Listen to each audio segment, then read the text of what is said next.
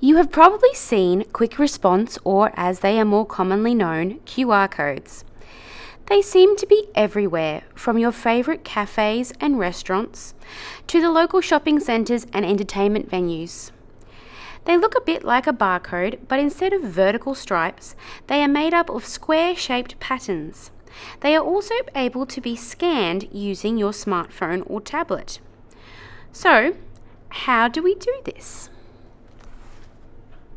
If you have a newer model phone, all you need to do to scan a QR code is open the camera app and point your phone at the QR code. Make sure the QR code is inside the box on your screen and then tap the pop-up notification. Once you have tapped the prompt, you should automatically be taken to a sign-in form. Once the sign-in form has been loaded, you can proceed to select the number of visitors, answer the COVID-19 screening questions, and enter the relevant contact details into the sign-in form. Once this is done, you can then tap Submit and submit your details. This will allow you to show your check-in confirmation to the staff. When you are ready to check out, simply tap on the green checkout button, which will appear at the bottom of your confirmation screen. It should change to red to indicate that you have now left the building. But what if you have an older model phone? Don't worry.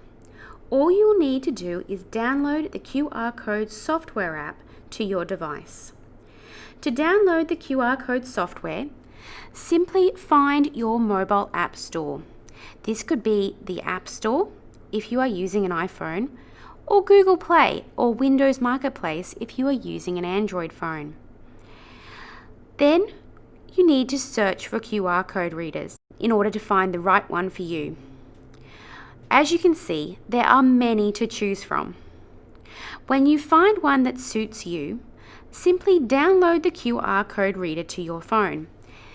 When it is finished downloading, you can then open it and it will be ready to use. If you need more help with your QR code reader, please feel free to come in and visit us at Gympie Regional Libraries. We are more than happy to help.